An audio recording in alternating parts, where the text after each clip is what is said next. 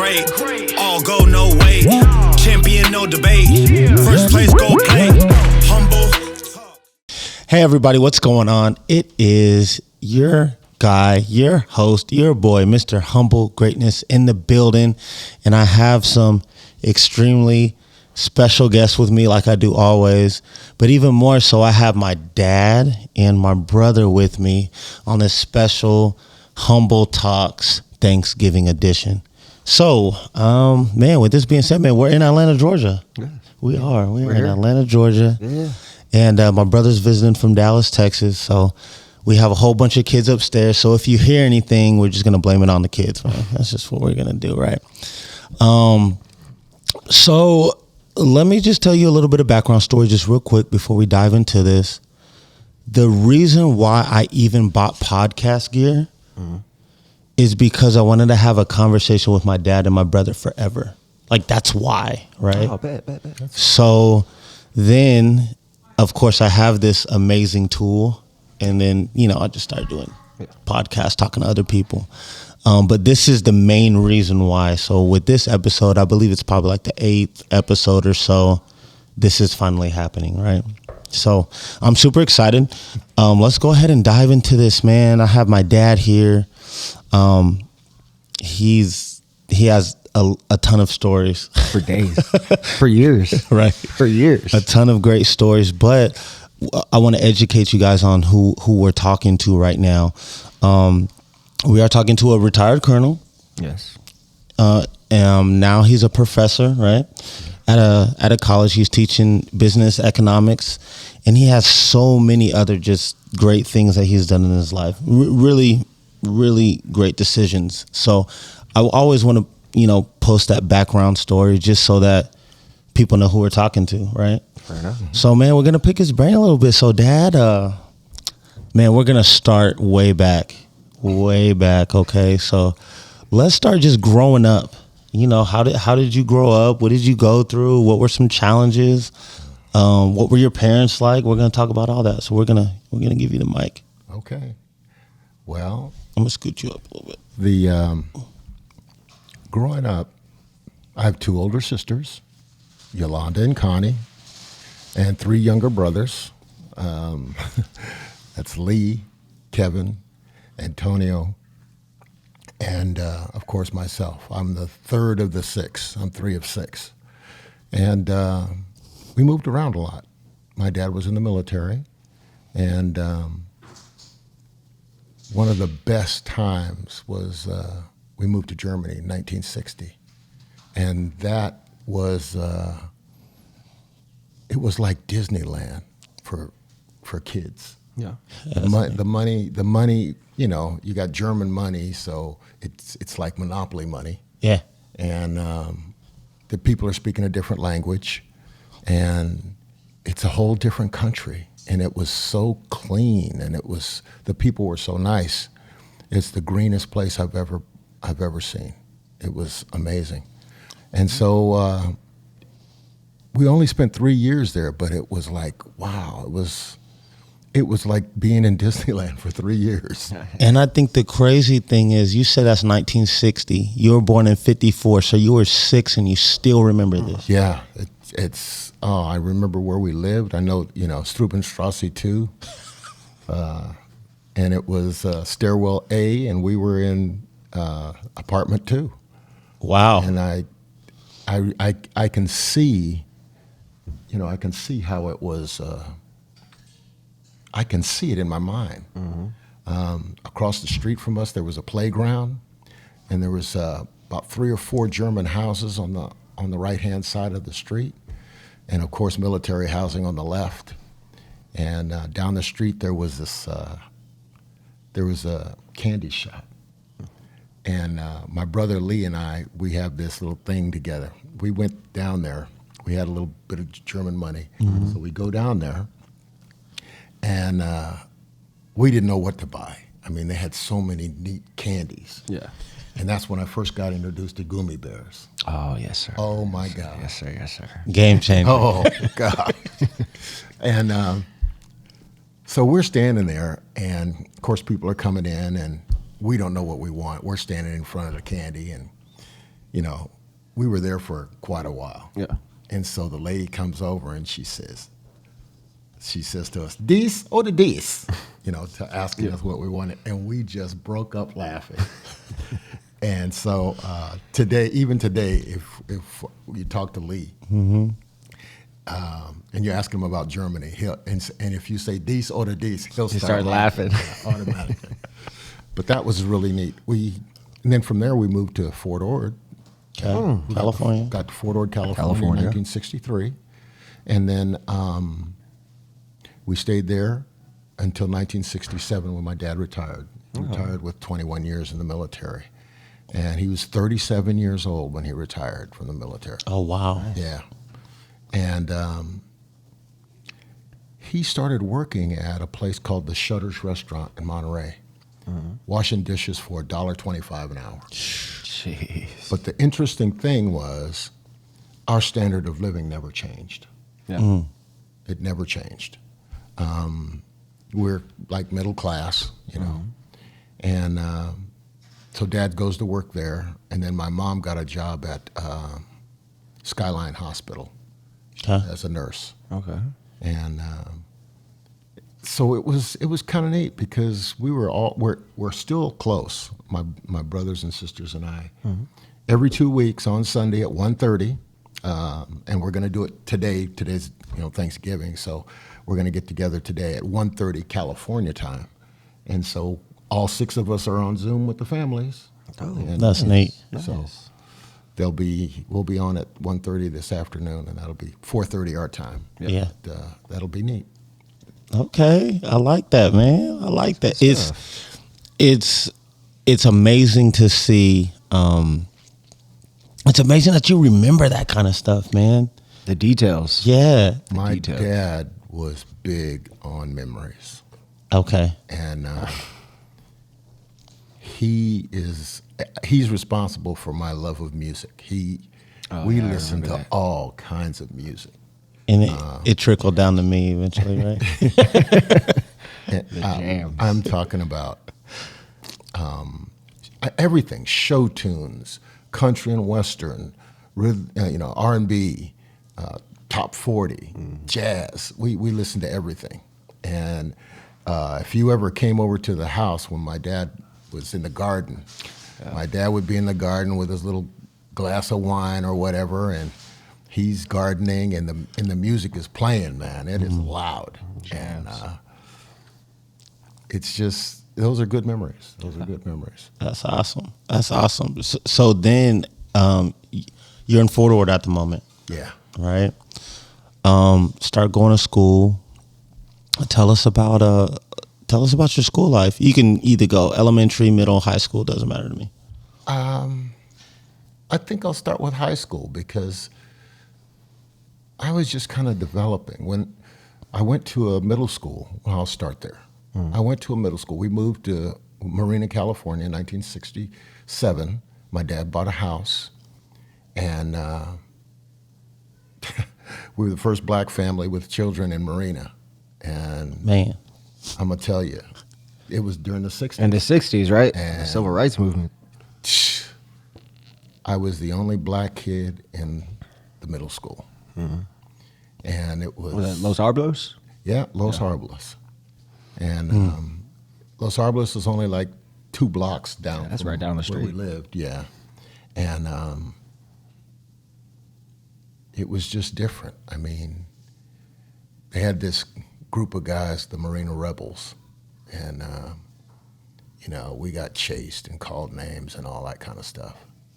But the interesting thing about that is, if I went home now, those same guys, I see them and they're, "Hey, Pete, how you doing?" "Oh, man, I'm doing fine," I always attributed it to they were only doing what they were taught to do. Yes. It wasn't something that they had. Taught as in home training. Yeah. Taught. Okay. Understood. So, that was interesting. And then in high school, that's where I met your mom. And it was interesting because the way I met her, I had a friend, his name was Tony Barnes. Okay. And Tony and I were devout bachelors. Come on, man. Yeah. And it's hard to say this, but womanizer kind of attitude in those days. You were young. And so we're standing on the balcony at Halleck Cafeteria at Seaside High School, Seaside, California. And it's lunchtime. And there's 1,500 kids in the school. It's only 10th, 11th, and 12th grade, no freshmen. Okay. And so we're looking out, and I said, man, we got a nice crop this year, don't we? I said, "Yeah." Come on, man. Come on. So we had made this pact with each other. And the pact was, if a girl tries to get close to you, then my job is to break you up. And if a girl tries to get close to me, his job was to Yeah. Yeah. Don't Vice catch versa. feelings. Yeah. And so we're standing there, and your mom and two other girls, I think it was Cheryl Delaney and Pam Worley, they come from the gym. And I said, hey, you see those three girls? And he said, man, there's girls all over the place. What are you talking about? I said, there's three girls coming from the gym. Do you see them? And I described them. Mm-hmm. And he said, yeah. And then what came out of me was, the girl in the middle is the girl that I'm going to marry. And then I was like, Where'd that come from? yeah. And more like, who said that? Yeah. Yeah. Because I didn't say it. It came out of me. And Tony looked at me and he went, what? And I said, I'm startled. Where'd that come from? And he said, you just said that. And I said, no, I didn't. It came out of me, but I didn't say that. Yeah. He said, who is she? I said, I don't know. Go find out who she is. Yeah. So he goes and he finds out who she is, and of course it's your mom. And I started, talking to her, and in those days, I was a different person than I am today, and I was kind of outrageous. I'm doing a lot of things that I shouldn't have been doing. Mm-hmm. And I got these guys that are working with me, for me, whatever. And we're kind of running Monterey, man. And Monterey and Seaside. And your mom was a quiet person, a nice girl. Yeah. And so I told everybody, I said, hey, the Fletcher girl is off limits. Yeah, no. If you if you talk to her, I will physically abuse you. Catch these hands. So, and people were afraid because I was kind of, if I told you I was going to do it, I'd do it. So if I told you, 2 weeks from today at 3:00, I'm going to punch you in the face, And I'll let you know that all the way up to the day, a week from today, 3:00. The countdown. 2 days, Here he comes. Tomorrow at 3. I'll see you at 3:00. Yeah. Mm-hmm. And at 3:00, you're gonna get punched in the face. And so people were kind of afraid because in those days, people weren't used to people being violent. Mm-hmm. And I knew that Americans were afraid of violence. Yeah. And so I was about the same size I was then, But I was, 15, 16 years old.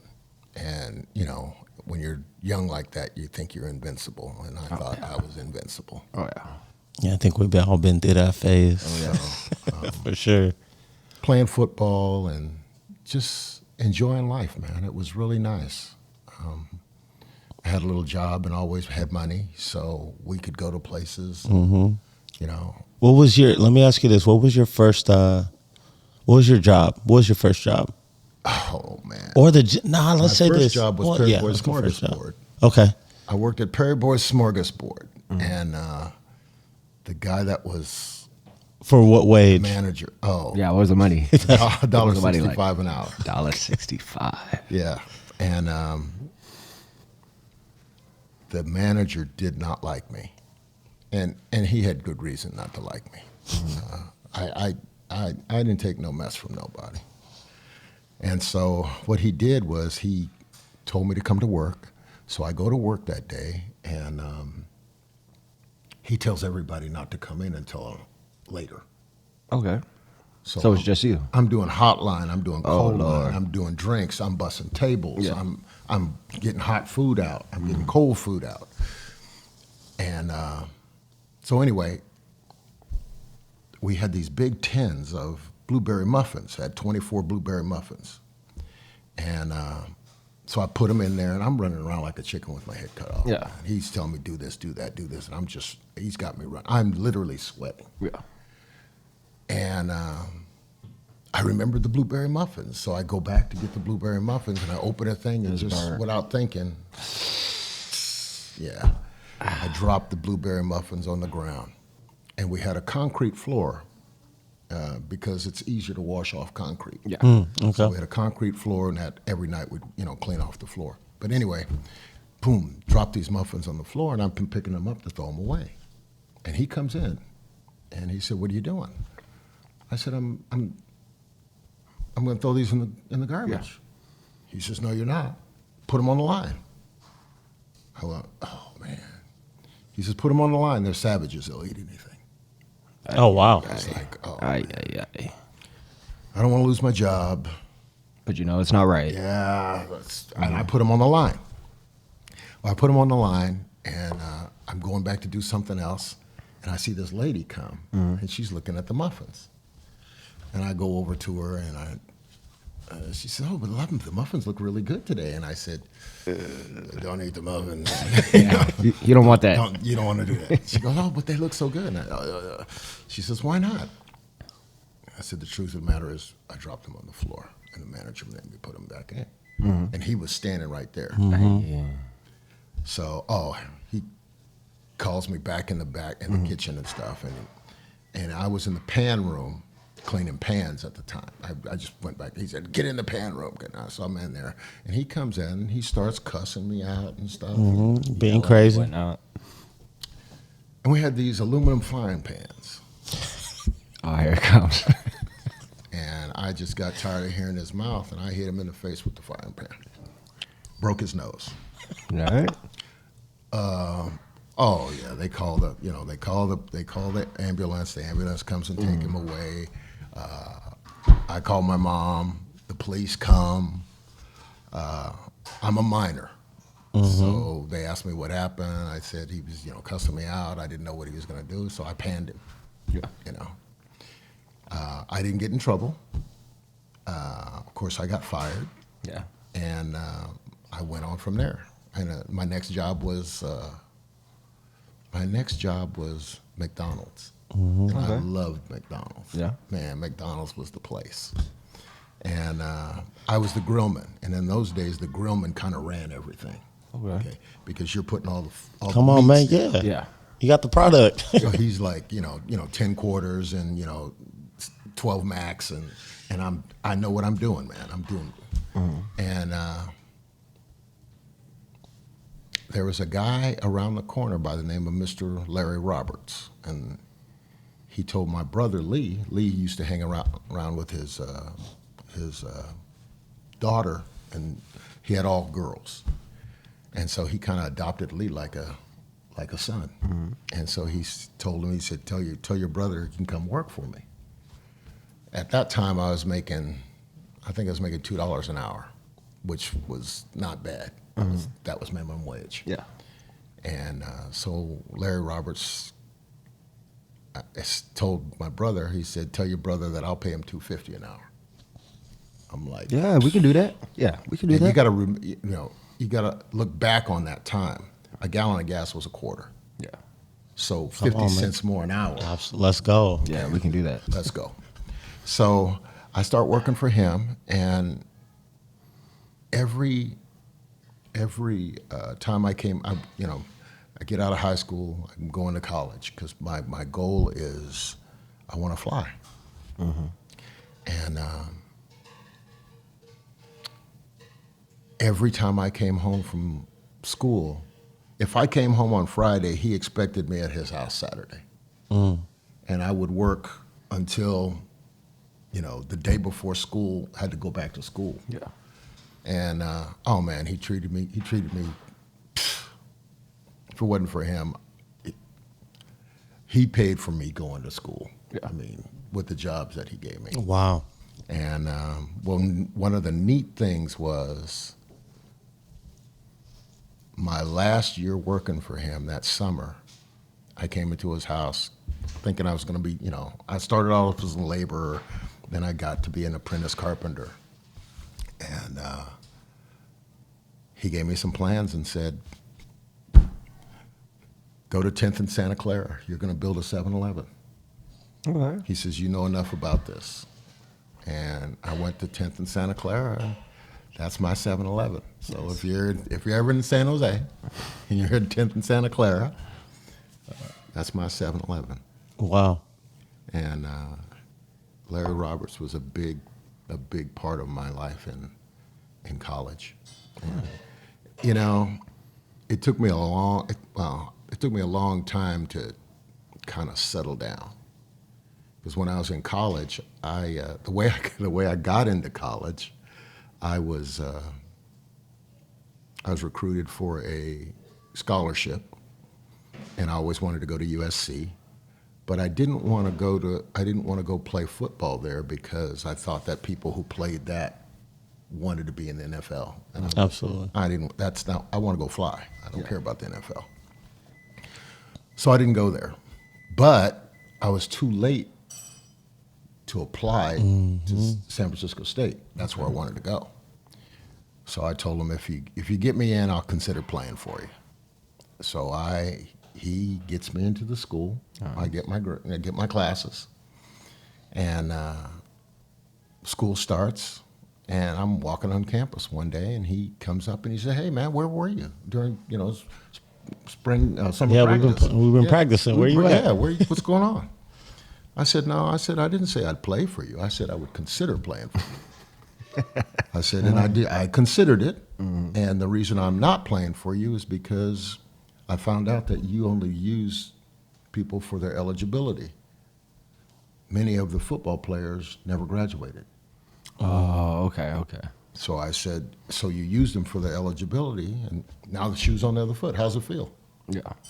I bet he was hot. Oh, he was. I bet he was hot. So I lived in Mary Ward Hall, which was the ghetto. There's Mary Ward, Merced, and Verducci. Verducci's high rise. That's the rich kids. Mary Ward is us poor folk, and then Merced's kind of middle class. And he sends some football players up to my room. I lived on the 6th floor, room 635, and get a knock on the door. My roommate had just left. His name was Mac Baldridge. Mac leaves. He was a history major. Mac wore a black leather jacket all the time. Every day. Big fro, black leather jacket, walk around just, And so anyway, Mac leaves. These guys come knocking on the door. I open the door, it's football players. I said, oh man, I know what this is all about. I said, okay guys, you want to do this here or you want to do this downstairs? I said, because if we do it up here, somebody's going out that window. Because I've always wanted to do that. 60 feet up. So Mac comes back and he says, hey, what's going on? I said, hey. He said, you need some help? I said, yeah, I could use a hand. So we go downstairs, fire these guys up. Mac says, what's wrong? I said, man, you don't send nobody after me. Yeah. I send people after you. So I'm going up campus. And he's like, what are you doing? I said, man, I'm going to get this guy. Yeah. So I go into the room, and secretary, hey, can I help you? I said, where's the coach? He's behind closed doors. Kick the door. You don't send nobody after Yeah. me, Oh my God. They stopped my financial aid. So now I can't pay for my dorm. I get a letter from Arlene Van Ness saying, if you can't pay by Friday, you're gone. You're done. Yeah. Knowing that I can't pay by Friday because that was, That's your money. and so through a turn of events, we find out that there's a, how can I put this? There's someone in the school system that's not doing something that he should be doing. Okay. Okay. So I go talk to him and show him the pictures and said, if you don't release my money, this is going to be on the front page of the, Everywhere. Yeah. There San you Francisco go. News. yeah. So, of course, they released my money, and then I become like the dorm dad Yeah. because now I got power. Mm-hmm. So, what are you going to do? Well, you're going to, help people get through school. Mm-hmm. Oh, I can't pay for but come with me. Oh, I Yeah. had a kid named Sherman who would always come to school late. So Sherman, I said, could you make it to class at 8 o'clock if you lived on campus? He said, yeah. I said, okay. Got him a room in Verducci. Nice. Okay. So Sherman went on. I guess he finished college. I think he was a year behind me. And then your mom came up there the last year when I was there, and then because she went to airline school Okay. and down in Los Angeles. And then we were paying for things to get married even before. When we first started going together, we started buying toasters, and Yeah. people were like, you don't know that that's the person you're going to. Yes, it is. Yeah. She's the one. And so we were paying for our wedding through school, paying for school and paying for the wedding at the same time. And so when I graduated in '78,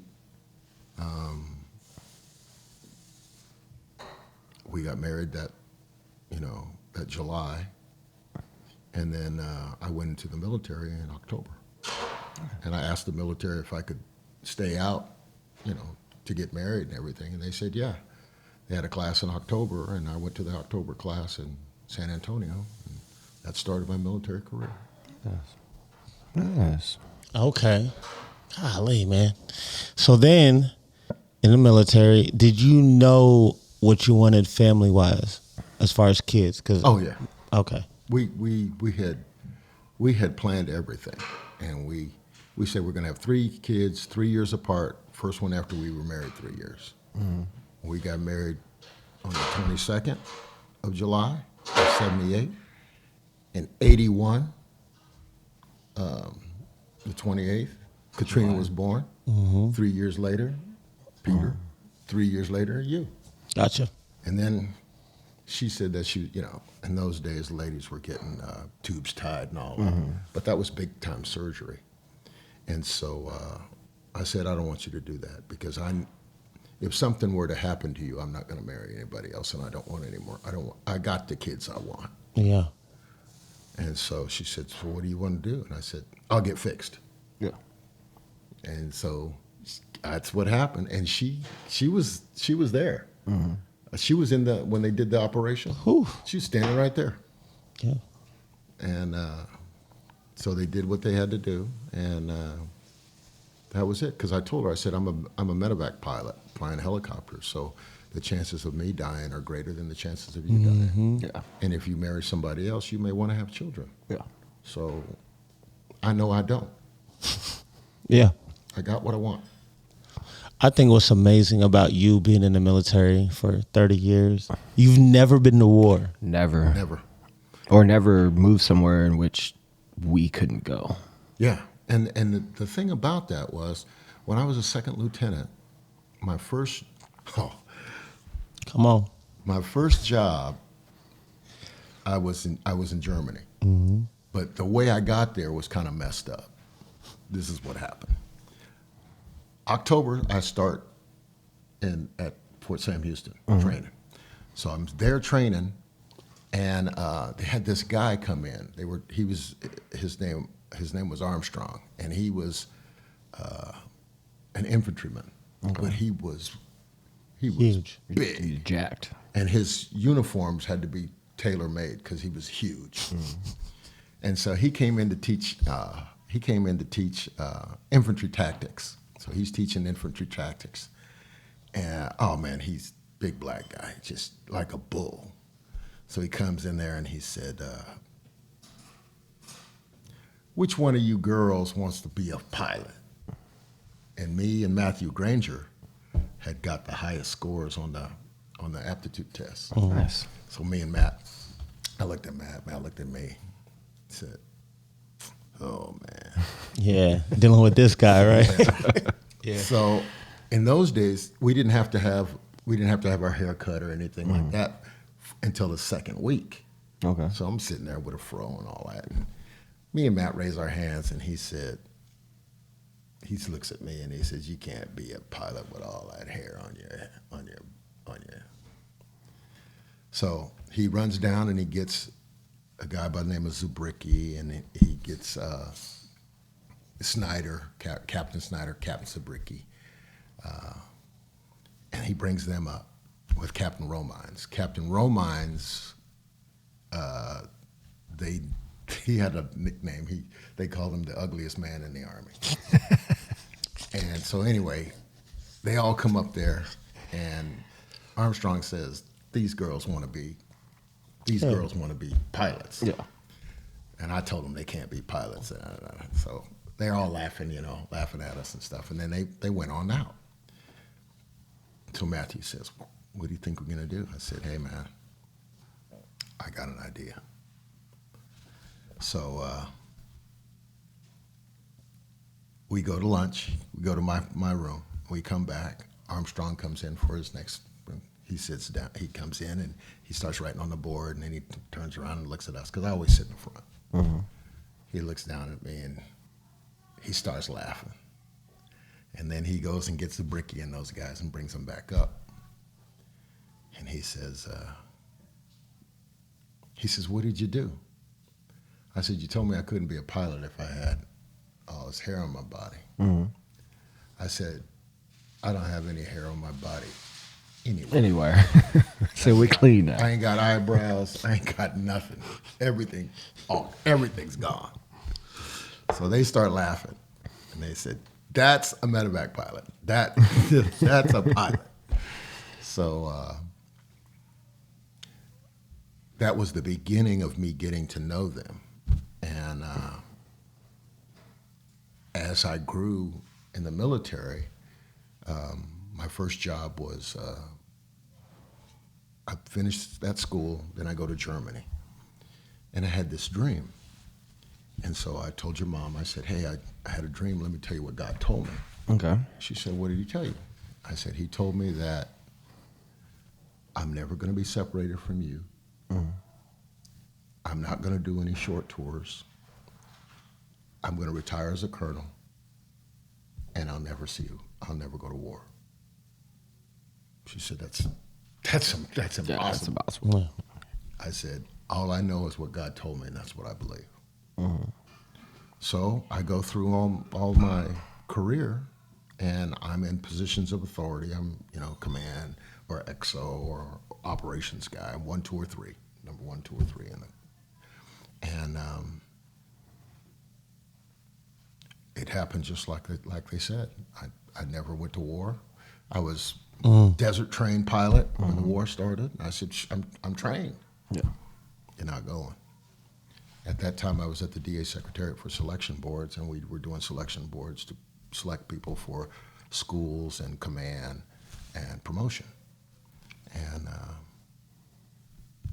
the general at the time said, "This is your job this is your piece of the action." So I never went anywhere. That was when we were in D.C., right? Yeah. Yeah. Yeah. So now, fast forward a little bit, retired, right? What makes you want to go back into working? Because usually when you hear about, well, from my experience, when I hear people retiring, they're hanging out Yeah. at the house, like they're done. That, traveling, something like that. Yeah.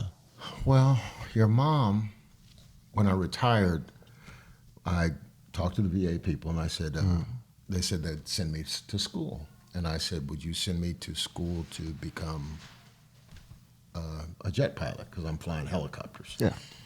And I had flown T-37 and T-38 jets while I was Okay. between my junior and senior year.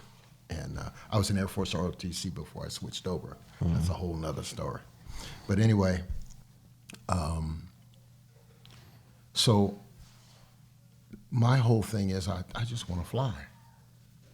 And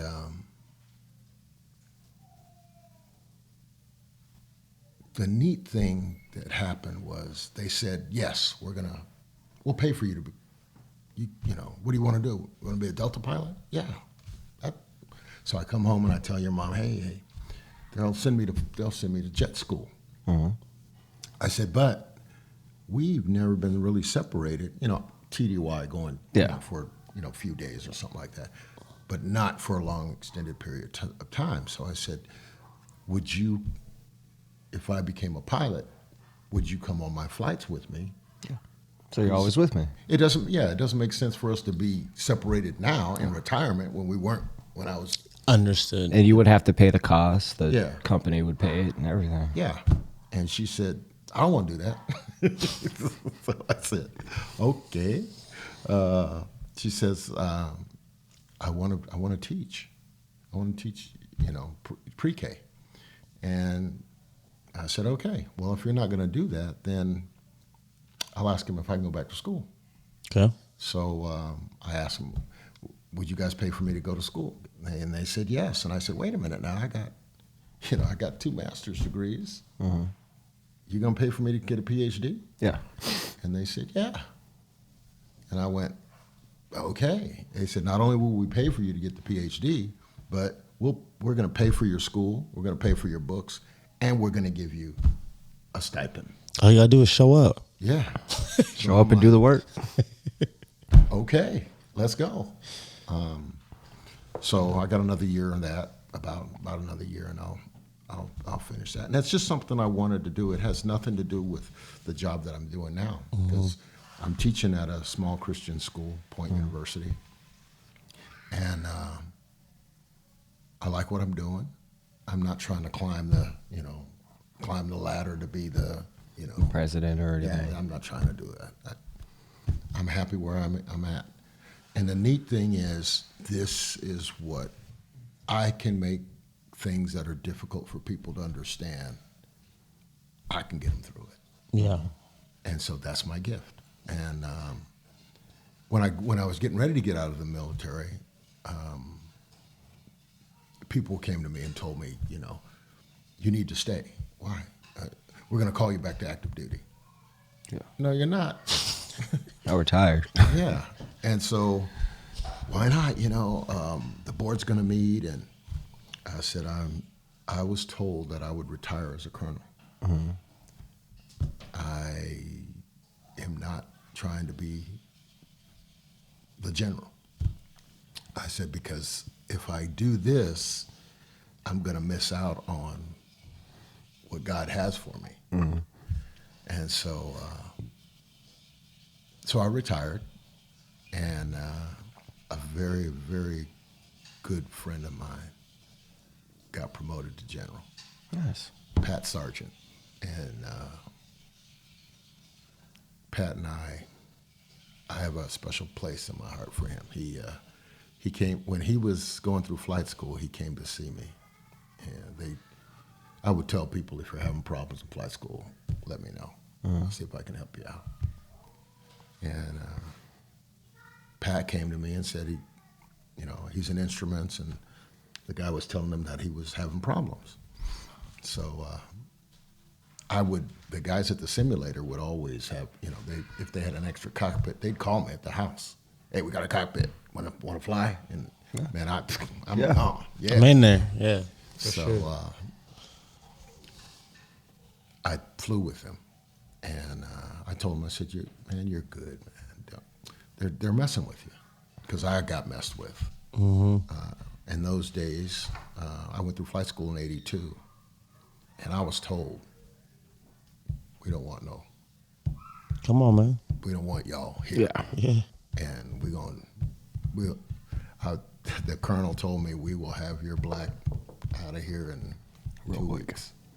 And it was interesting because I went and told Woody. Woody Merritt was a guy that we bought houses next to each other, Okay. or in the same area. And Woody was a bachelor, and I was, of course, married to your mom, and Katrina, your sister. She was our only child at the time, and so we'd ask Woody to come over so he could eat some decent food. You know, he's eating out of the kitchen. You know? Yeah. So Woody, what happened was Woody's dad came over, and they were messing with me through flight school. I knew when I was going to have my check ride. I was going to have my check rides on the last day of check rides. Okay. Because if you bust a check ride, they set you back. You get set back twice, You're done. you're done. Yeah. And they can set you back for attitude. Whatever. Anything. Whatever. You get a pink slip and they write it. So I told Woody, I said, well, the guy who said this to me was a colonel. And so I went and told Woody, and Woody said, you've got to talk to Captain Thompson, who's the commander. So I go to Captain Thompson. He said, okay, I'll get you some time with the brigade commander. And I said, okay. He said, he's going to come and meet your class and da-da-da, and after he meets the class, then you can talk to him. Okay. I said, okay. So, you know, I'm all starched up, ready Yeah. to... Looking clean. Yeah. So I'm sitting here, and Woody's sitting there. And, you know, ladies and gentlemen, the brigade commander. So everybody stands up, you know. At attention. I'm the only black in my class. How many people are there? There was 45 45 officers in that class, and then they had a bunch of warrant officers who came with us later on. So, and at the time there was 12 blacks in flight school. Okay. Okay, 1,280 people. Jeez. Yeah, in all the different flights. Yeah. But anyway, so, you know, ladies and gentlemen, da da da. So the colonel comes to the podium. Take your seats. Where everybody takes their seats. And I'm like this, and I went, Woody. He said, what? I said, man, Woody, that's the guy. He said, the guy? I said, yeah, that's the guy who told me he'd have my black out of here in less than 2 weeks. Ay. So the captain gets up there and says, this is the man that you need to know, ladies and gentlemen. He has your future in your hands. If you ever have to come and see him, he's going to make the determination of whether you stay or leave. Oh, man. Bruh. So Woody looks at me and he just shook his head, and I went. So then the guy says, look to your left and look to your right. The person on your left or your right will not graduate with this class. Yeah. 1/3 of you will go through and graduate. The other 2/3 will be set back, and some of you will be eliminated. Then he says, so what do you think about that, Lieutenant Garibaldi? Oh, dang. Called you up. Yeah. Oh, Lord. So I stood up and I said, sir, if what you said is true, there's 45 people in this class. That means 15 people will graduate with this class. Ladies and gentlemen, there's only 14 seats left because I'm graduating with this class. Hey. So everybody's And like, everybody's everybody's like, like, Hey, everyone's hype. You know? Everyone's hype. Yeah. And so I sit down, and Woody says, oh, it's on now. Yeah. Yeah. And they passed me from one guy to the next guy, and they were racists. And on my last check ride, we had check rides on Thursday, and then on Tuesday we were going to graduate. So they bust me. I get busted on my last check ride, and it's and what happened was they gave me normally you're flying with the same person every time, you know, your stick buddy, but they switched me out. Okay. And they switched me out with this female who could barely reach the pedals. Oh, they put blocks on the pedals for her. And she had this big old foam seat so she could see over the dashboard. But anyway, we're flying and we're going up the NOE routes. And when we're going up the NOE routes, Nap of the Earth, flying Nap of the Earth. And so we get by, we're on 13 and we get by this yellow house. And he says, give me an 8-digit coordinate for where we are. Because he told her to stop. And like by the time she stopped, you know where Publix is. By the time she stopped, we're at Publix. Okay. It took her that long to get the helicopter under control. So anyway, I said, 8-digit coordinate. The book says 6 digits. Yeah. He says, I'm the check pilot. 8-digit coordinate. So I had yellow sheet of paper, a yellow pad, and I got my pen out, and I'm you know, because a helicopter is doing moving, all that. yeah. And so I'm writing down so I give it to him, and he gives it back to me. He said, you don't know where we are. You're all screwed up. You're 1,000 meters off. And when he did that, we fly with doors open. So when he did that, he gave me back the pad, and I went. He told her, take a climb and right-hand turn. Let's go back. It's over. Yeah. I knew I busted the check ride. So I had the I had the paper in my hand, and I went, and I threw it up in the air, and the wind got it, and it flew out, and all the papers are, you know, Everywhere. and that's a safety violation. You know, whatever. I was like, oh man.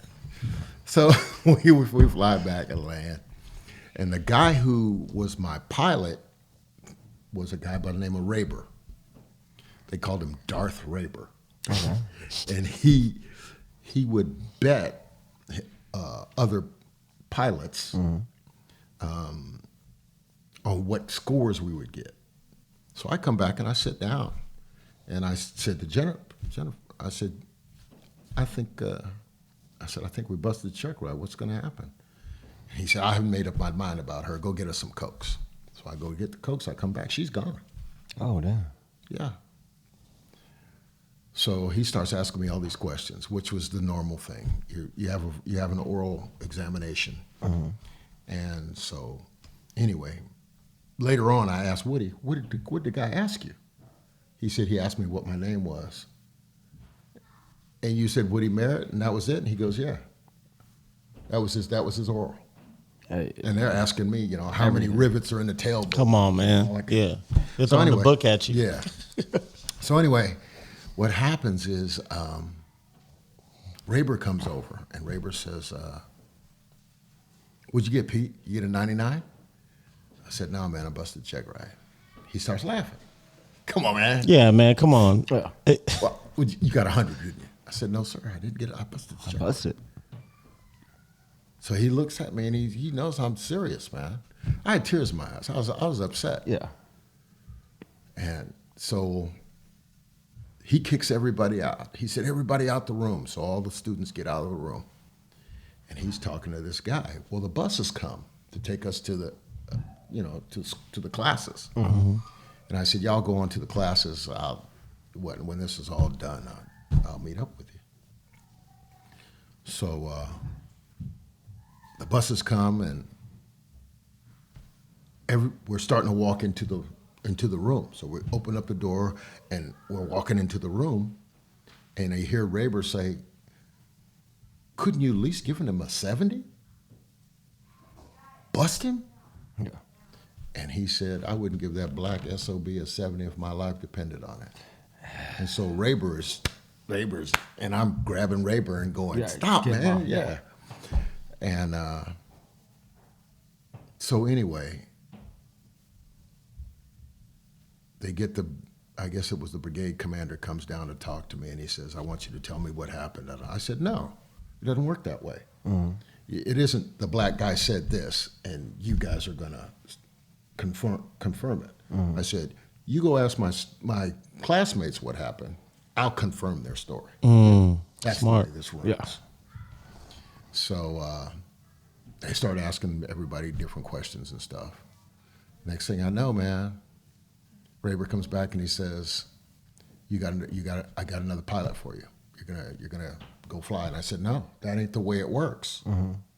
I said, I got busted on the check ride. I'm supposed to get an hour of training or an hour and a half of training. And then I take another check ride. Because I don't want to walk across the stage on Tuesday and well, he didn't do it the right way. So, Come on. Yeah. So the guy that they gave me, he comes out and he's got attitude.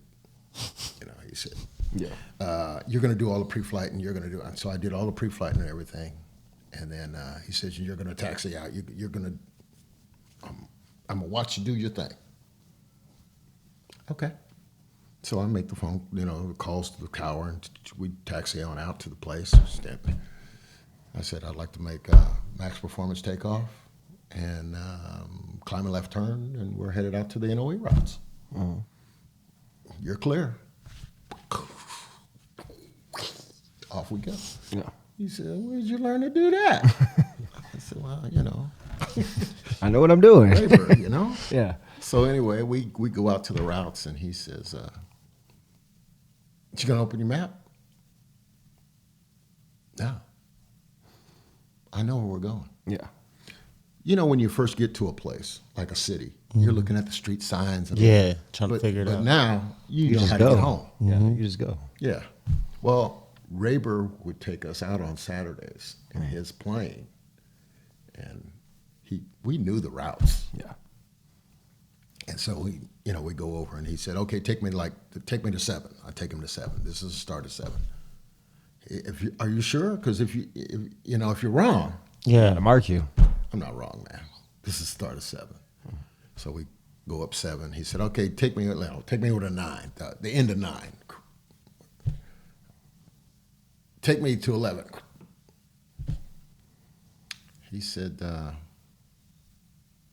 "You know where you are, don't you?" I said, "Yes, sir."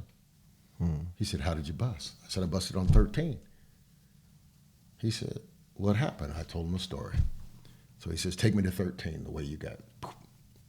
We're going up, yellow house, all the papers. Still there. He said, "Land over there." He gets out and he gets the papers, picks up all these papers. And he said, I told him that the guy said 8-digit coordinate, and it was supposed to be 6. So he's got a pencil and he's doing this. And he looks at the thing because, I wrote in pen and I'm writing hard. Yeah. So he got the paper and he looks at the map, he looks at the paper. He said, "You're about 50 meters off, but..." That's still really good. He said, "Yeah, because you can be up to 100 meters off."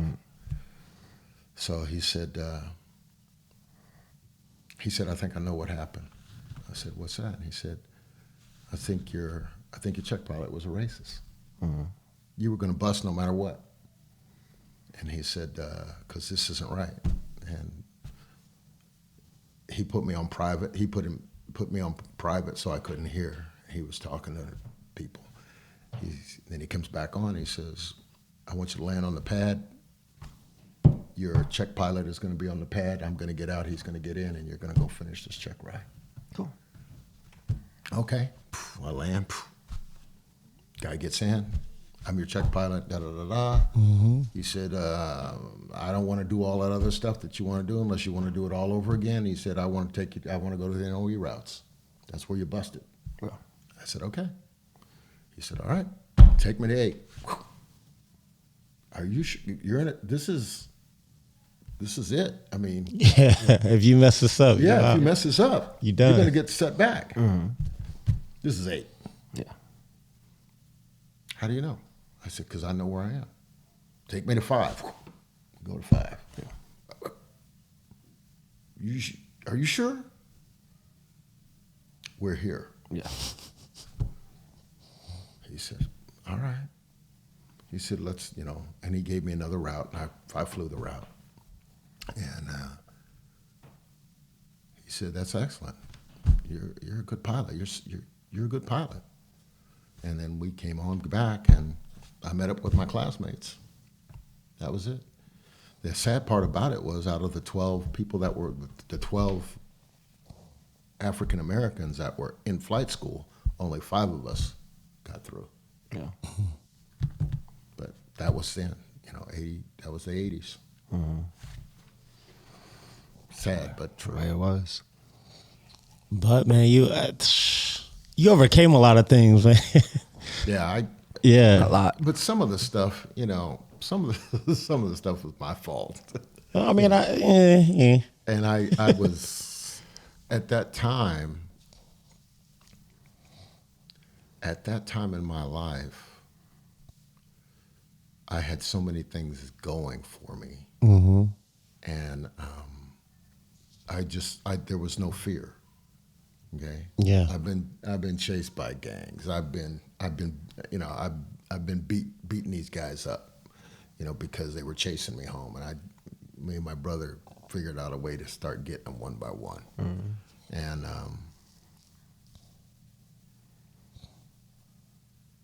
all of that helped me to make me who I am today. And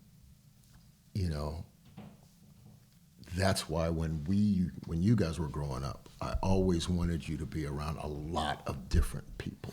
That's facts. That's facts. And I was telling that to my students. I said, I told my students some of the story, and I told them, I said, and my children they're not prejudiced. So one of the students said, "How do you know you didn't pass that on to them?" I said, "I didn't pass it on to them because I didn't tell them the stories as they were growing up. I didn't want to influence them." And so, well, how do you know? And I said, "I'm glad you asked that question." I said, because none of my children have mates that are African American. True. And I said, so Here's a picture of the kids. Yeah. We're all mixed. yeah, They're all mixed. they're all mixed. Yeah. And so I'm thankful for that. I'm thankful for the stuff that I went through. Because like I said, it made me who I am today, and it's made me. Your mom said when we first met, I was all hard, and she was all, so everybody's nice, the sun is out, Mr. And Rogers, I was beautiful like, day. And I'm more like, no, man, you can't be nice to that person because that person's got ulterior motives, and she couldn't see that. Yeah. So I told her, I said, I'm gonna make you hard, and she said, I'm gonna make you softer. And I said, yeah, right. That's not gonna happen. But over the years, that's exactly what has happened, and it's just it's been good. We've been together 50 years, man. That's amazing. That's good stuff. And there ain't nobody else That's it. that she's amazing. in. And I think a lot of that is from my mom and dad and what I saw in them, because my mom and dad, my dad was a hand-holding kind of guy, and I remember him, my mom would be sitting down and my dad would have the music playing, and he'd go over there and grab her and, Yeah, we we're gotta trying to dance. Yeah. And I got that from my dad. I'm a door opening kind of guy, and I'm not as vocal as I used to be, and I tolerate a lot of stuff, and I think that the kitchen situation, Oh yeah. that was Yeah. my test, because man, I'm telling you, oh man. Spent a lot of money on it, man. And people will do what you allow them to get away with. That's true. And but I think that I'm thankful for where I grew up, how I grew up, and I know my parents loved me, man. Oh yeah. My parents, I got my tail whipped, but I'll tell you, I know my parents loved me. And that's what I wanted for y'all. I appreciate it. Yeah. And I wanted memories. I wanted everything had to be a memory, something that you can take away and share with somebody else, and they get the same feeling. Yeah. Every time. It's kind of like if you, Oh yeah. I think about the Disneyland trip. The Disney World. Yeah. We went to Disney World. So we go to Disney World, and then we've got your friends and your friends, and And this is That's going into my senior year at high school. okay. Yeah. And all we told them was, all you have to do Is get is down here. get down here. Get down and to San back. Antonio. Get down to San Antonio. We'll handle everything else. And the parents were like, what do you mean? I said, I'm going to keep your kids for a month. They're going to do a week. They'll be there for a week. Then we do the Disneyland thing, and then they got another week, and then they head on home. So I'll have them for a month. And you don't have to do. I don't need you to do anything but round trip ticket. We'll take care of everything else. Yep. And so I remember the big place that we had, the room that we had. Yeah. And it was nice. van. And the thing is, we're building memories that we can share, but also memories that you can share with those guys who are still your friends. Still talk about it till today. Oh yeah, we went to San Diego this past summer when Megan and I went. We went down there to go ahead and see Tony and Chris and Andrew. Yeah. And yeah, we talked about it then. I still talk to Joe about it and Mike about it, and it's still good times. Yeah. Still good times. Your mom, when we came back, your mom said, have you figured out how much money we spent? And I said, yeah. We spent about $15,000. Yeah. In a month. Yeah, in a month. But it was worth it because It was good times. it was a good time. It was a good time. Man, that's Fun. That's awesome, man.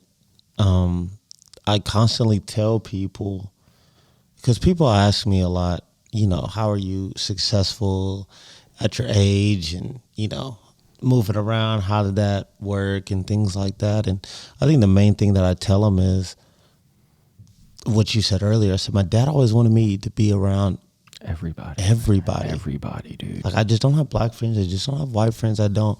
So I remember even coming to Georgia. Yeah. Dad's looking at schools. He's like, yeah, that's not the one. Yeah. We're not He's going like, there. if I walk in, he's like, all I have to do is walk in during a lunch period and see who's sitting with who. Yeah. If I walk in and it's a whole bunch of white segregated. kids, Yeah. and then that's not it. That's So not it. at the time, Sandy Creek, Yeah.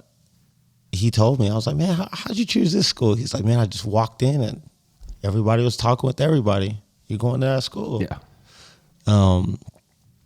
Which is such a great thing, because as we get older, and I start, talking to more people, meeting more people, and they're just like, man, there's literally some people who have only been in this side of town, right? Yes. They only know these people. They don't know anything else. Yes. They always think everybody's against them. You know what I'm saying? Yeah.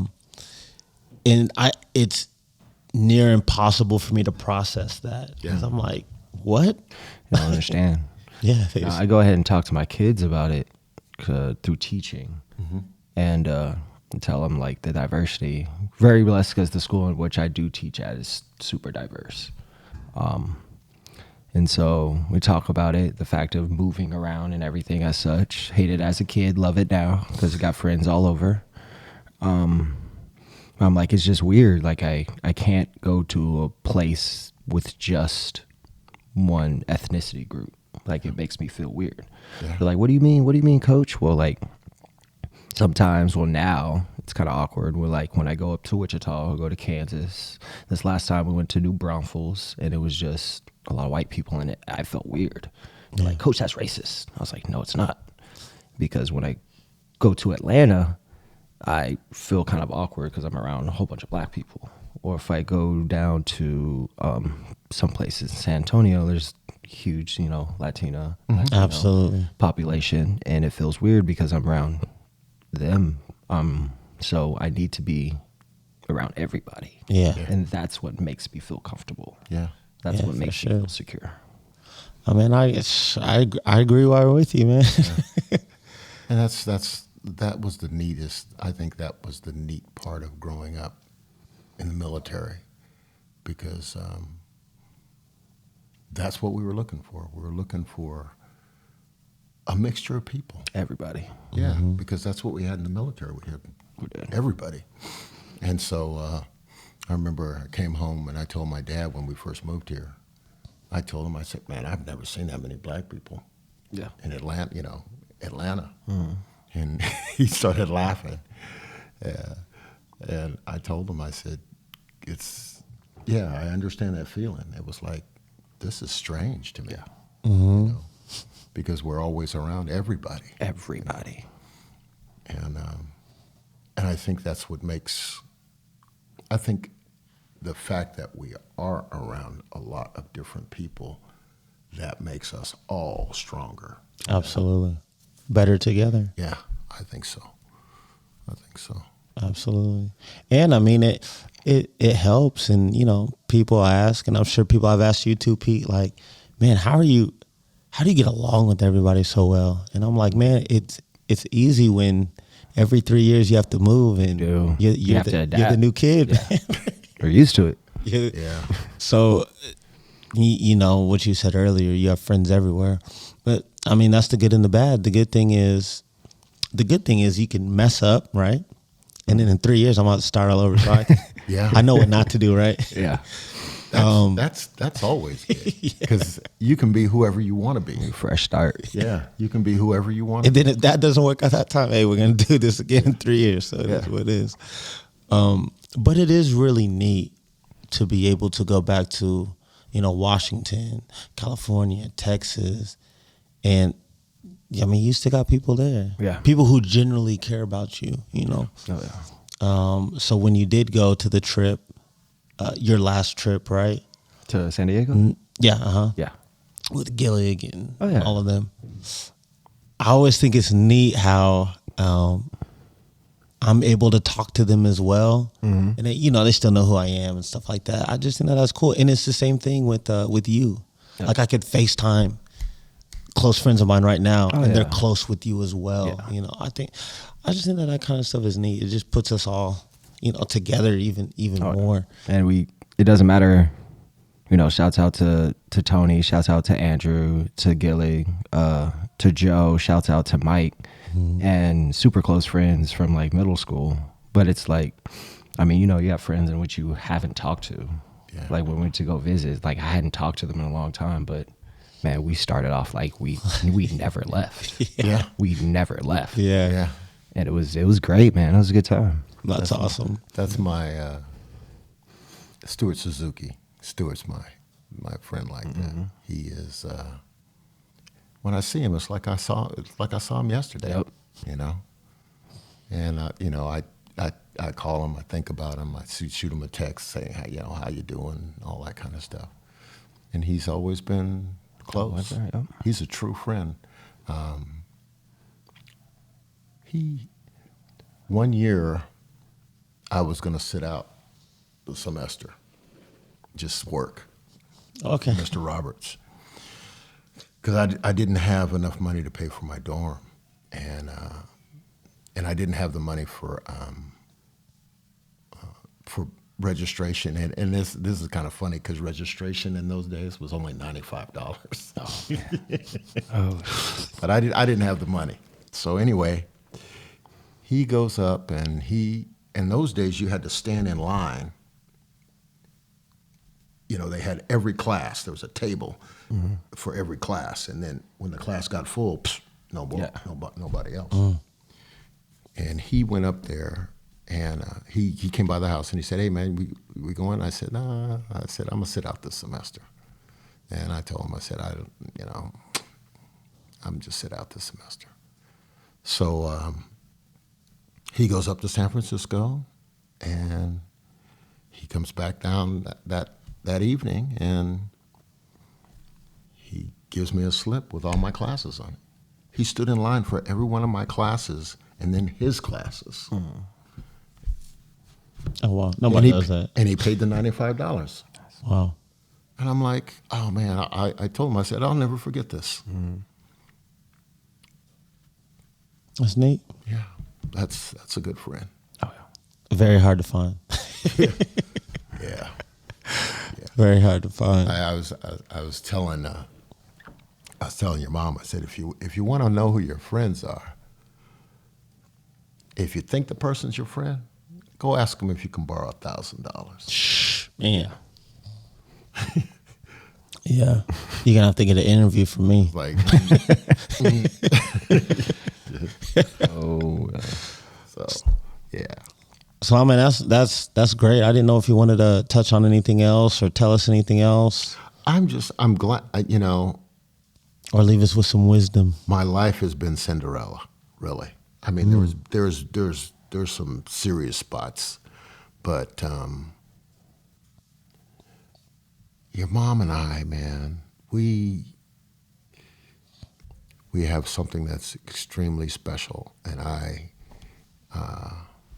understand that, and I'm thankful for my relationship with her, and I'm, like I keep telling you guys, I got 3 kids, 3 years apart. First one after we were born, married 3 years, and that's what we wanted, and that's what we said we were going to do, and we've always done what we said we were going to do. this dude, whatever he says happens.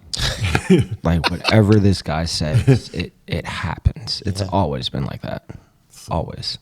It's I told folks, I said that the thing about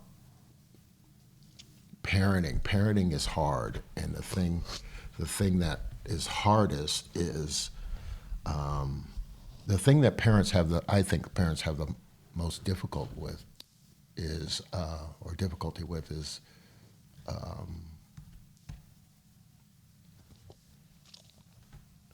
what are you going to do? How are you going to do punishment? What is punishment? What does it mean? What does it And I'll tell you. Yeah. I'll tell you, some of the decisions that I made as a parent, they were really hard decisions, I remember the football thing. Hey, it was a good lesson though. It was a good lesson. I'm going to tell you, It was a good lesson. Can we talk about the football thing real quick? You want to It's talk up about it? to I'll talk you. about it. You talk about I'll talk it. about it. You It's can okay. tell you I'll tell talk the about it. story from your side.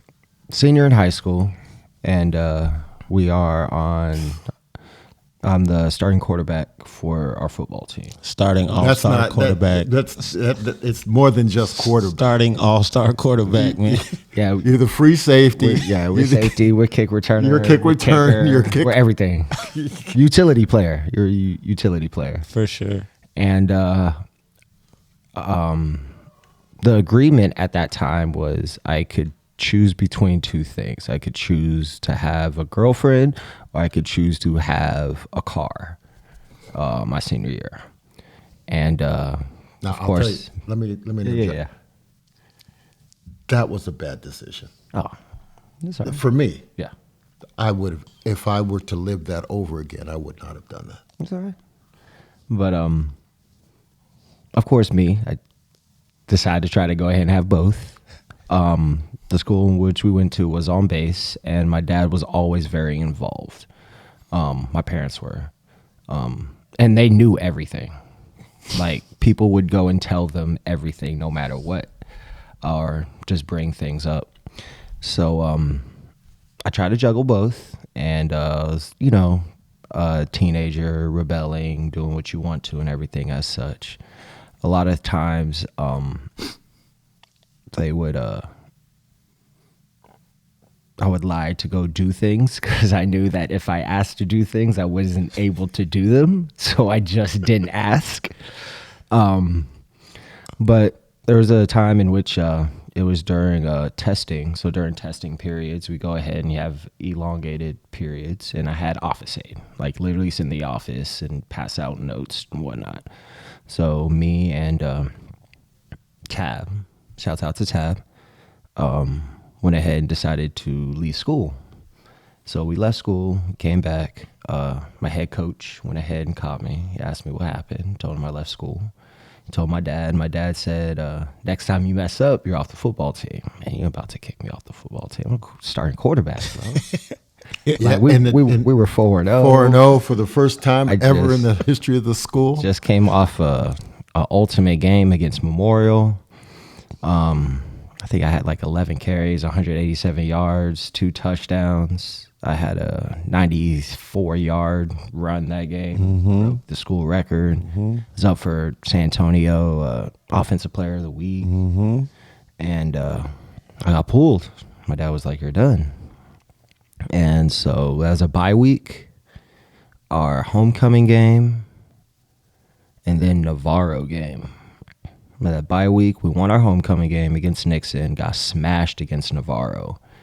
And however, though, I still attended practices. At that time, was part of like a recruiting thing. So I had mad letters coming in for football and also for basketball. Like Georgetown was giving me letters for football. I was getting stuff from Davidson from basketball. And North Carolina. yeah, Carolina and whatnot. So went ahead and I think after that week we were about to play Randolph, and it was, those 3 weeks were rough. It was rough. Still attended practices, still sat on the sidelines with the during the game, whatnot, cheer the team on. But hold on. Let me interrupt real quick. Yeah. We're at a 2A school, so every man counts. Oh yeah, we had like 26 on the varsity. We had like 26. So like if you lose somebody who plays multiple positions, that's like, it's like a death in the family. Yeah, it hurt. And asked them during that time to go ahead if I could come back and play for the team. They said yes, you could, and came back. We beat Randolph, which was fantastic because One of the best games of all time. They had the little memorial service at that, and we're talking trash on us and everything as such, but we're able to do that. But 3 the thing in touchdowns that which game, real quick. 3 Yeah, touchdowns three that game. touchdowns. Yeah. Come on, man. Yeah, All right. yeah. Yeah, I remember that.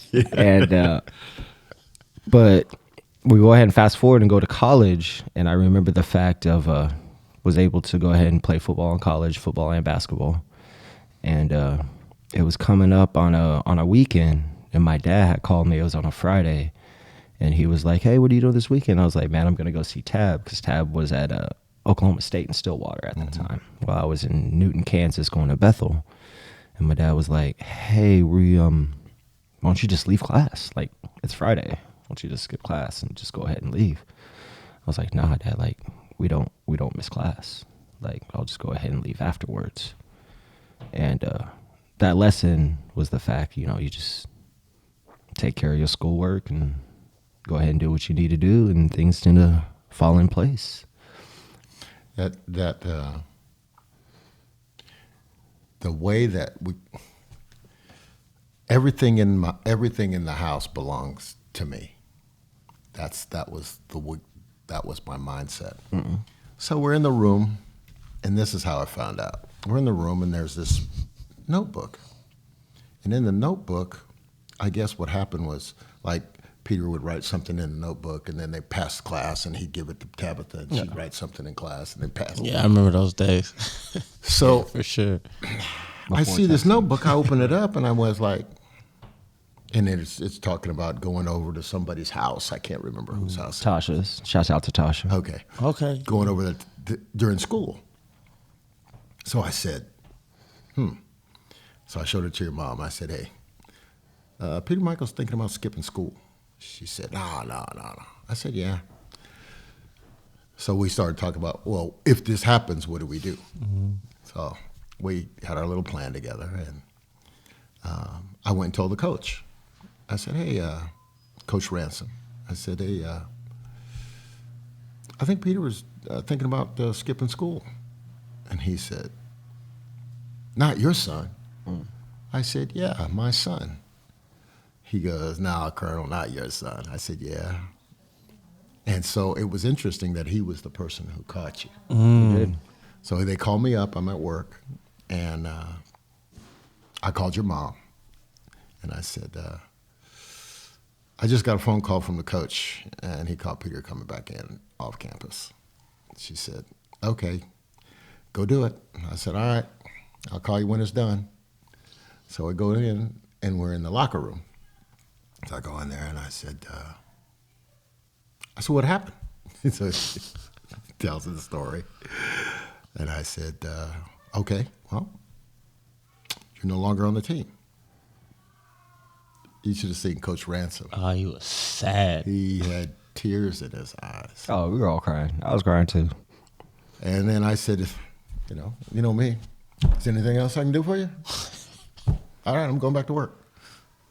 So I got back in the car. I called your mom. And so, oh man, I come home, and the first week was, I think, the bye week. Yeah, it was a bye week, yeah. And so the team gets together and writes a letter. Yeah. Oh, wow. The team is going to quit playing football. That's the letter. So I told my wife, I said, hey, sweetie, I got to go talk to the team. They can't be quitting. And so I go talk to the team. And it was interesting because at that time, I'm a lieutenant colonel in the Army. Mm-hmm. And we're living on post, and most of the people who lived on post, because there was officers' quarters and enlisted quarters, everybody knew what had happened. Oh. Everybody, the whole post. So people are coming to me and they're saying, hey, you gonna let your son play? And I said, this is none of your business. I am trying to build a leader. I don't want to hear it. Mm-hmm. So second week goes by. Third week goes by. He comes and says, hey, would you consider reducing my punishment? And I said, why should I do that? And then he said, I never realized how my decision would affect other people. That's powerful. That was it. That was it. I said, I'll let you know on Sunday. The reason was, Friday there was a game. I was going to let him know Sunday so that Monday, if you tell them on Friday, then everybody's like, oh man, Pete's coming back. I mean, Yeah. I didn't want that. So we go in to the game on Friday like we normally do. And my wife and I are getting, your mom and I, we're getting the evil eye. Everything. Everybody's Everywhere. hating us. And I'm like, just turn around, Don't start that. You're starting with the wrong person, okay? So anyway, oh man, they're giving us the evil eye. And they still went to every game. Yeah, we went to every game, sat in the same place that we sat. Yep. And oh man, I'm praying because when they played the game after that, that's the first game, and what's his name was playing quarterback. Dennis. D-Flow, Dennis. Yeah. Shouts out to Dennis. So I'm like, this is not gonna be pretty. So I'm praying in tongues, man. I'm serious. The whole game. I said, they gotta win. They gotta win. They gotta know that they can win a game without Peter. Mm-hmm. They gotta know this. And it comes down to the last play of the game. It was close. Yeah, it was close. And they pull it out. Mm-hmm. Beat Nixon Smiley. Oh my God. I was so happy. So now they know. Mm-hmm. That's good. So he comes and he asks, and I said, yeah. We go to the game that Friday, and I shake the coach's hand. Every time I say, hey, coach, how you doing? I said, Peter's going to come and talk to you. I'm trying to talk fast because I don't want it to. Yeah. What are they Peter's gonna talking talk- about? Peter's going to come talk to you, and it's up to y'all whether or not you're going to take him back on the team. It's between you and the team. He's like, okay. So that Sunday, I told him, I said, yeah. Because your mom came in and she said, when is this going to be over? And I said, I hadn't really thought I hadn't really thought about it. And so anyway, we go in there and yeah, he comes back on the team. Everybody's like, yeah. And you could just see the difference in the team. There was a big difference in the team. And Oh yeah. so that was it. That was, but you know, the funny, to me, the funniest one was, he's working at the Black Eyed Pea. Oh, He was working at the Black Eyed Pea. yeah. I'm in bed sleeping, Oh man. and I woke up, and your mom says, "What's wrong?" And I said, "Something's wrong with Peter." She said, "What do you mean?" I said, "Something's not right." I said, "I got this." And so she says, "What are you doing?" I said, "I'm going to the Black Eyed Pea. Something's wrong." A restaurant. Yeah, Yeah. the restaurant Yeah. on Walsham. Yeah. So I drive over to the Black Eyed Pea, and it's closed. Yeah, I'm not there. So, Okay. but what they didn't know is I knew where Tabitha lived. Yeah. So I drive down to her house, and sure enough, there's the car. There's a Civic. So I drive back up to the gas station, run back down, get in the car, drive it away, go back to my car. I'm going home. So I come out of Tab because I used to go to Tabs just to visit, Yeah. Sure. and I come out and the car's gone. And you like, bro, someone Stole the car. Like, I'm freaking out. So I go back inside. Tab comes outside. Her mom, shouts out to Lisa, comes outside, and we're freaking like, "Where's the car?" They were like, "Did this happen?" I was like, "No, like nothing." Like, they're like, "You got to call your dad." Nah. Nah, yeah. No, we can't do that. Well, then call the police. No, we're not gonna do that either. Gotta figure it out. And then eventually I go ahead and call Dad. Dad picks up like nothing happens. Like he's not even phased. He's like, "Hey, how's it going?" I'm like, eventually tell him. He's like, "Oh, did you call the police?" I was like, "Nah, I didn't. I called you first." He's like, "Oh, okay. I'll be there in a little bit."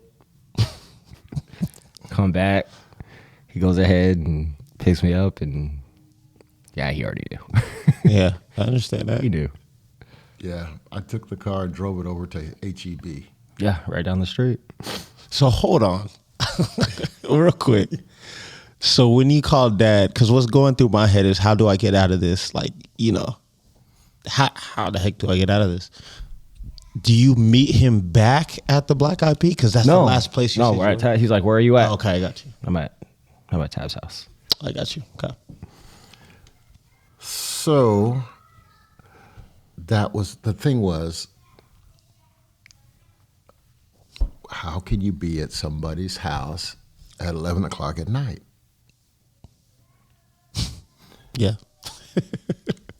Because ain't nobody coming over here at 11 o'clock at night. Yeah. So that bothered me. And so I said, this is the way.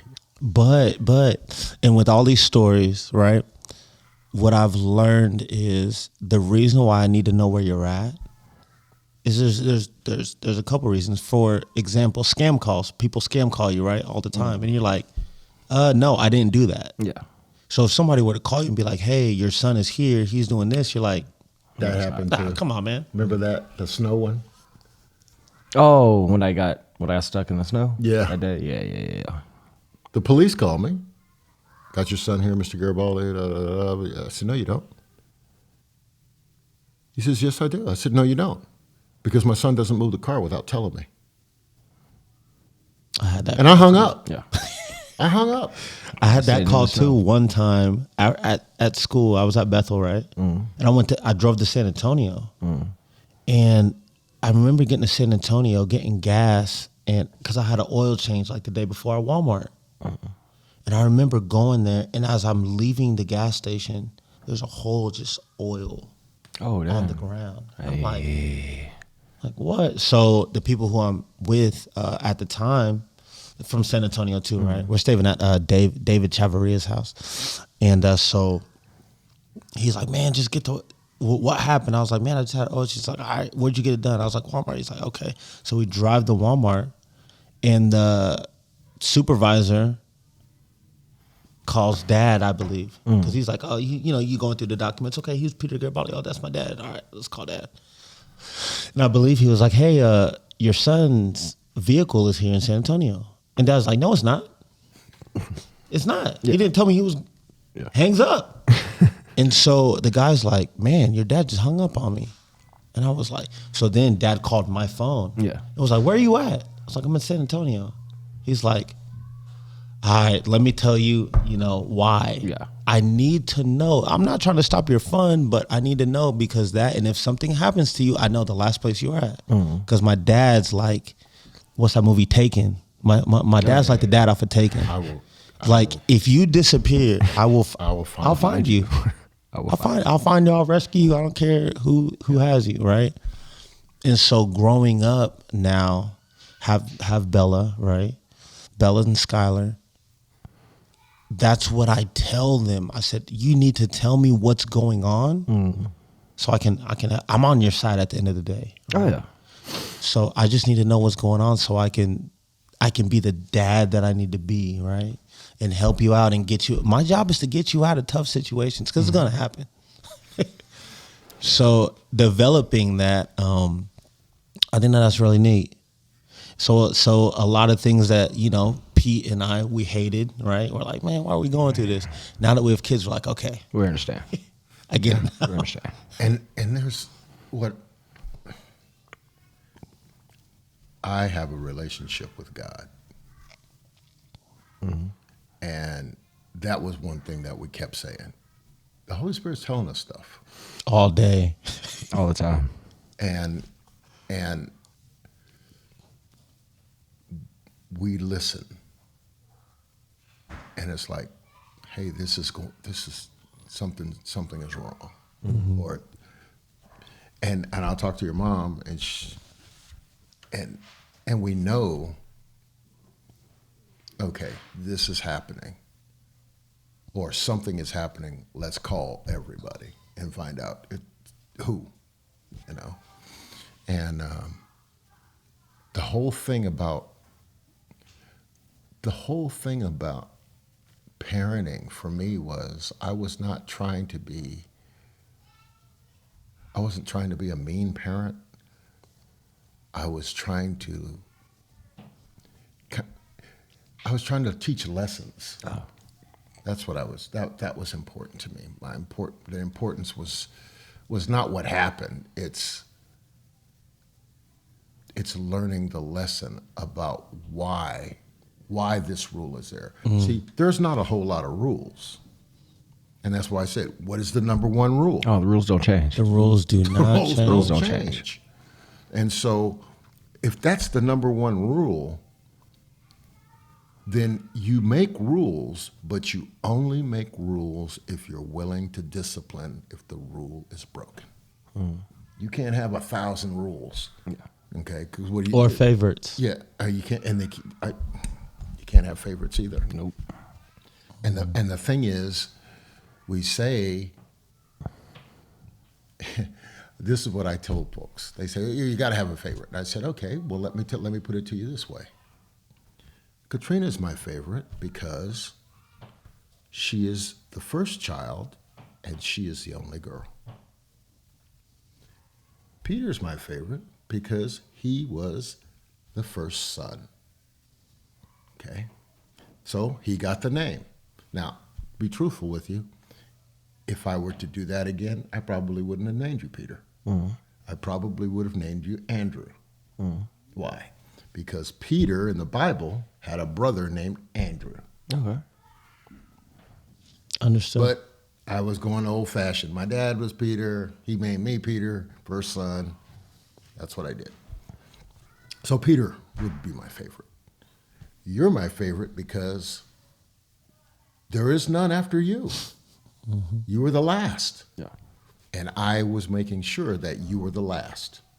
So all of you have a special place in my heart, but I don't have a favorite child.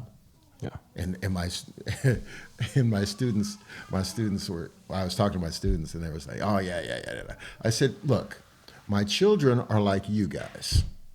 I hate you all equally. Oh yeah. And the truth of the matter is, I have this, my thing is nurturing. I want I want to nurture you. I don't want to hurt you, but I also don't want you to be hurt. You know, and when I get feelings about people, I have to go with that. Yeah. You know. Yeah. That was the Yeah. Nope. the what is it? The swimming pool incident, Swimming pool. San Antonio, I still I don't remember that. Ramshram. Oh yeah. And so I just had a feeling, and you know, I remember you asked me. You said, "How come I can't go?" You know, grades are good, doing good stuff. Yeah. Yeah, man. Come on. You know, got all my chores done. You know, you don't have to tell me to do them. And the only thing I could tell you was the reason that you can't go is because you haven't heard no. Yeah. And even though you do good things, sometimes the answer just has to be no. And then we found out later on. Yeah. So, no, my students go ahead and tell me that too. Coach, who's your favorite? I have no favorites. That's right. I don't have no I love you all the same. Yeah. Even the ones that really frustrate me. Yeah. Even them. I love you all the same. And the thing is, you know, the lessons that we learn as we're growing, you know, I'm gonna tell you, man, my parents were really good parents, and I know there is no doubt in my mind that they love me. But I'm gonna tell you, I got some whippings that they would have gone to jail for. Nowadays, yeah. It's a different time. I had webs Different all time. on my butt, and but I cannot blame them because what they did helped develop me. Made you who you are. Yeah, and I became. I think their guidance helped me to tell the truth because of the way they were, Yeah. you know. And so no matter how jacked up it was, you know, I remember a time when my dad told me my dad had a Buick Wildcat with a 442 cubic inch dual 4-barrel carburetor. This thing could go. And so he let me borrow the car. I'm supposed to go to the fair. Your mom had broken up with me, so I go down to this place and I got a bottle of wine, and I used to drink in those days. And so I go to the liquor store and I get a bottle of Southern Comfort and some Spinata wine. And I down the Southern Comfort, the whole pint. Okay.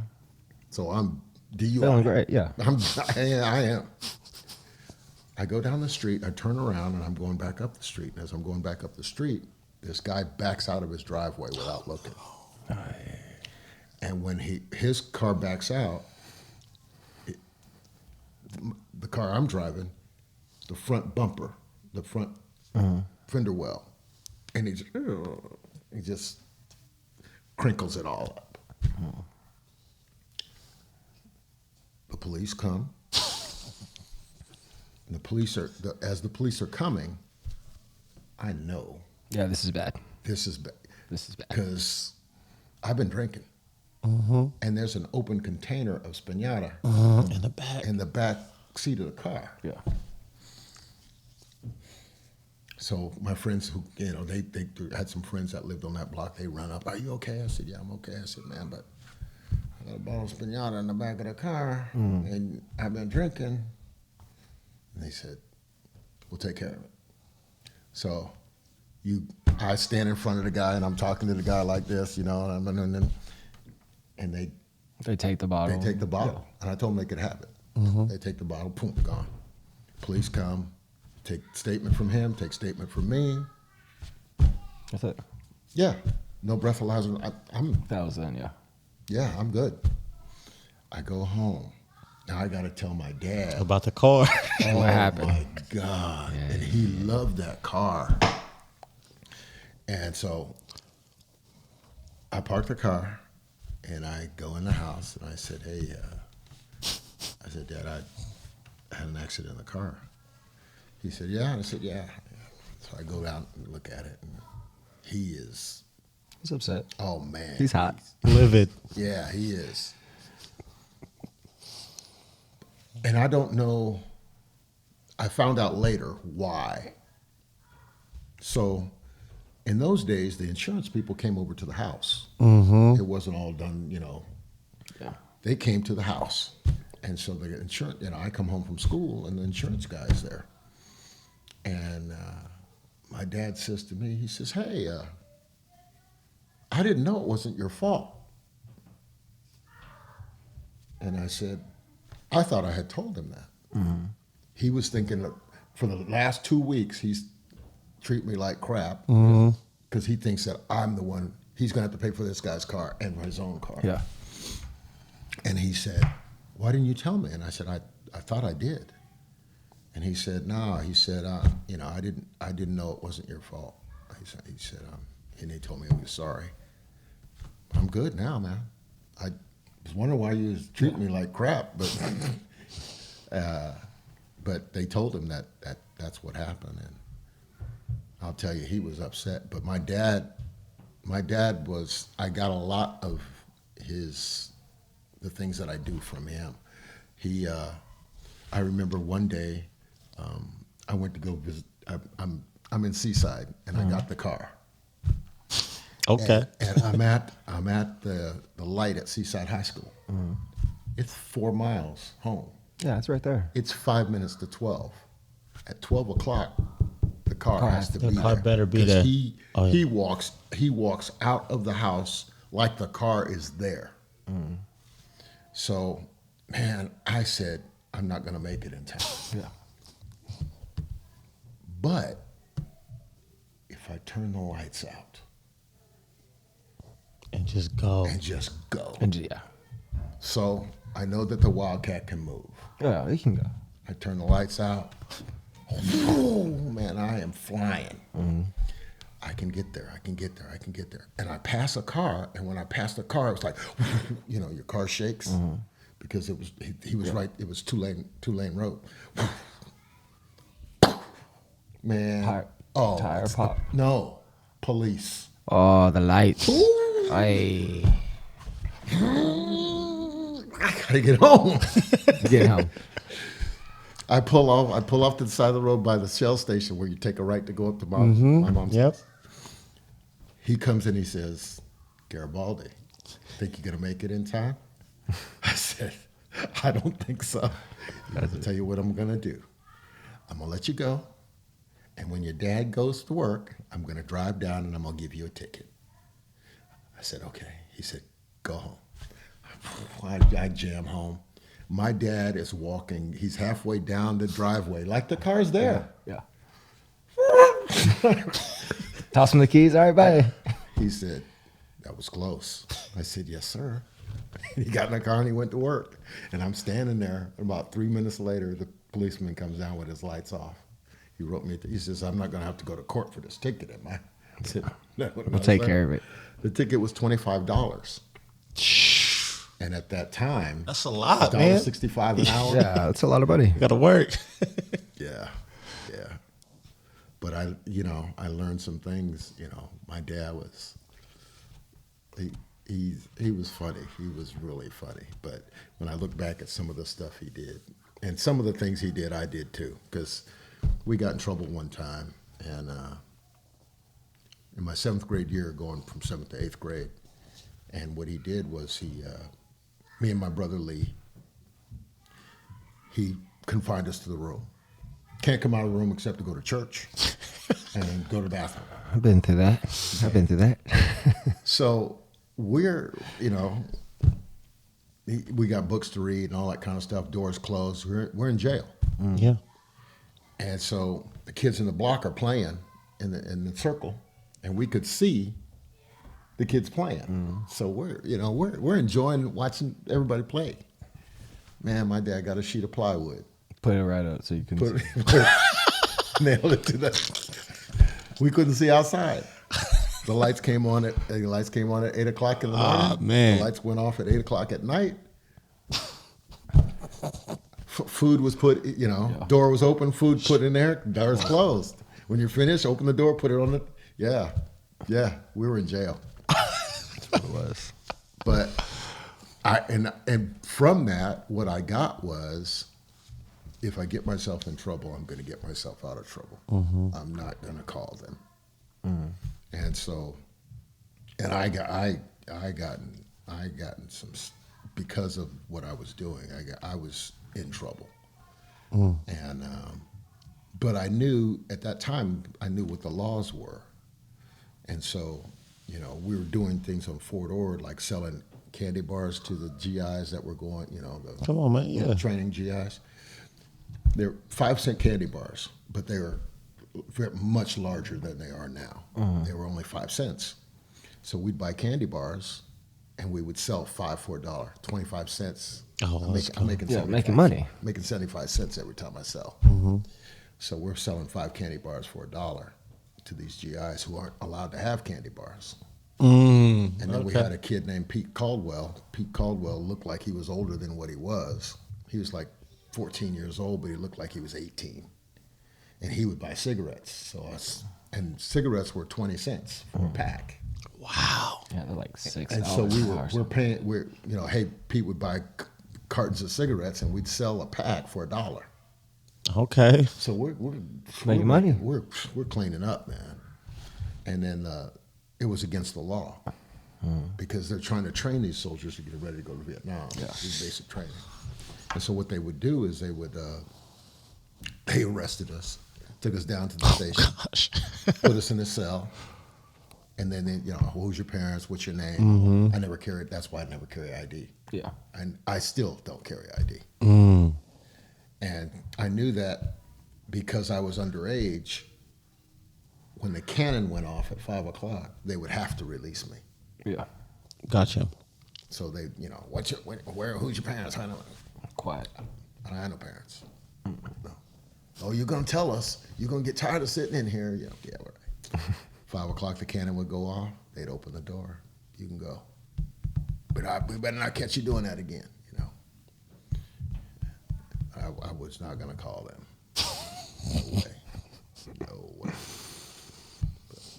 But it was good. My dad made some good decisions about us and where we were going to live and all that. When he said we were going to move to Marina and we knew that Marina was all white, it was like, are you crazy? Yeah. Yeah. Why? And he said, this house is going to be worth a lot of money one day. And I said, yeah, you can't tell me that. Yeah. And he bought the house for $19,500 in 1967. My doggone car cost more than that. Yeah. And we sold the house for $500,000 in 2017. Unreal. He was right. He was right. Everybody's. It was tax-free money. Yeah. And so it was really neat that he could see that. He could see that, yeah. That is really neat. Yeah. All right. Well, we are. My camera battery is about to die. I can see it from here. Oh yeah. So man. With all that being said, I want to say thank you for your time because, like I said earlier at the beginning, this is what it was for, man. Yeah. This is why I bought the times. equipment so we can go ahead and come out here and have a talk, man. Because one day it's a circle of life, man. We won't be here, right? Yeah. So. Always want to have something, and it's something I can pass down to my kids, and they can pass down to their kids, and they'll always have this conversation. I think that's really neat. That is neat. It's good stuff. So, thank you guys for hanging out with us, and whoever's watching, go ahead, like, share, comment, subscribe. Love you guys. Take care. Another episode of Humble.